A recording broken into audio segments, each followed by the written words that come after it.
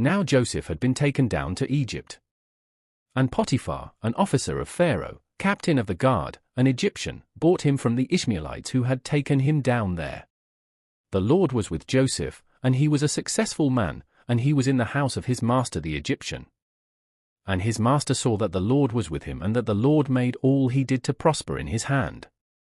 So Joseph found favor in his sight, and served him. Then he made him overseer of his house, and all that he had he put under his authority. So it was, from the time that he had made him overseer of his house and all that he had, that the Lord blessed the Egyptian's house for Joseph's sake, and the blessing of the Lord was on all that he had in the house and in the field. Thus he left all that he had in Joseph's hand, and he did not know what he had except for the bread which he ate. Now Joseph was handsome in form and appearance. And it came to pass after these things that his master's wife cast longing eyes on Joseph, and she said, "Lie with me."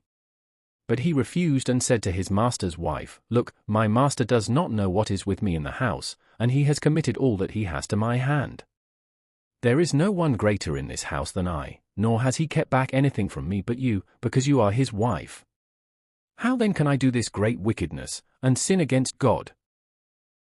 So it was, as she spoke to Joseph day by day, that he did not heed her, to lie with her or to be with her. But it happened about this time, when Joseph went into the house to do his work, and none of the men of the house was inside, that she caught him by his garment, saying, "Lie with me." But he left his garment in her hand, and fled and ran outside. And so it was, when she saw that he had left his garment in her hand and fled outside, that she called to the men of her house and spoke to them, saying, "See, he has brought in to us a Hebrew to mock us. He came in to me to lie with me, and I cried out with a loud voice. And it happened, when he heard that I lifted my voice and cried out, that he left his garment with me, and fled and went outside. So she kept his garment with her until his master came home. Then she spoke to him with words like these, saying, "The Hebrew servant whom you brought to us came in to me to mock me, so it happened, as I lifted my voice and cried out, that he left his garment with me and fled outside." So it was, when his master heard the words which his wife spoke to him, saying, "Your servant did to me after this manner," that his anger was aroused. Then Joseph's master took him and put him into the prison, a place where the king's prisoners were confined.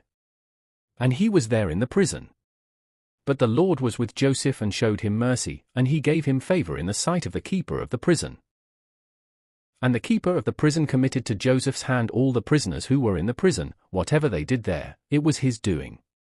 The keeper of the prison did not look into anything that was under Joseph's authority, because the Lord was with him, and whatever he did, the Lord made it prosper.